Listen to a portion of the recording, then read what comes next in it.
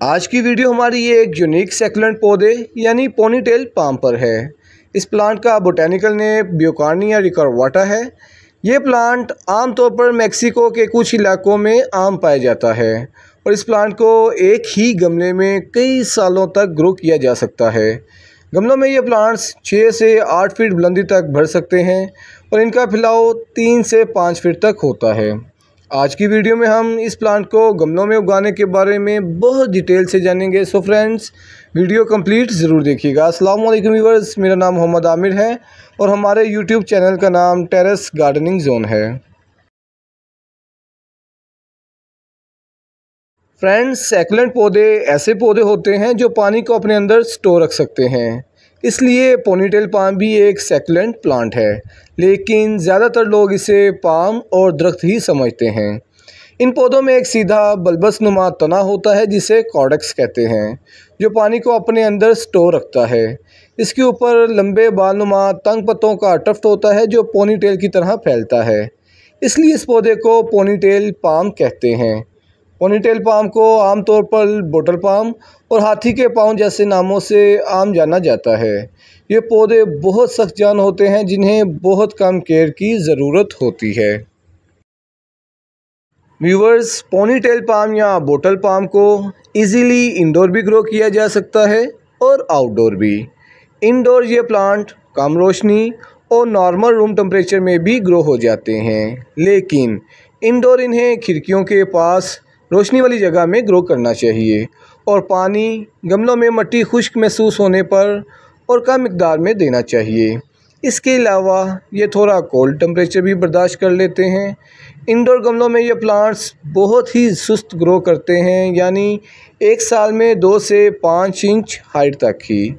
Air purification की वजह से ये प्लांट्स घरों में बहुत मकबूल हो रहे हैं, क्योंकि ये हवा के मेयार को बेहतर बनाने में भी मददगार हैं। अब बात करते हैं आउटडोर इस प्लांट की ग्रोथ के बारे में। तो व्यूअर्स, आउटडोर पोनीटेल पाम या हाथी का पाँव गर्म खुश्क आबोहवा में और फुल सनलाइट में अच्छे से नशोनुमा पाते हैं, लेकिन ये थोड़े सादा जगह में भी ग्रो हो जाते हैं। इंडोर की निस्बत आउटडोर ये प्लांट्स थोड़ा ज़्यादा ग्रो करते हैं, यानी साल में 1 फीट यानी 12 इंच हाइट तक। ऐसे पौधों के लिए ज़रूरत से बड़ा गमला इस्तेमाल करने की ज़रूरत नहीं होती। असल में पोनीटेल पाम सहराई पौधे हैं जो अपनी बल्बस बेस में पानी स्टोर रख सकते हैं, इसलिए इन्हें रेगुलर वाटरिंग की ज़रूरत नहीं पड़ती। गमले की मिट्टी अच्छे से खुश्क महसूस होने पर महीने में एक बार डीपली पानी दें। ओवर वाटरिंग से जड़ें सड़ सकती हैं, जिसकी वजह से पौधे के लीव्स की टिप्स भूरे रंग की हो जाती हैं।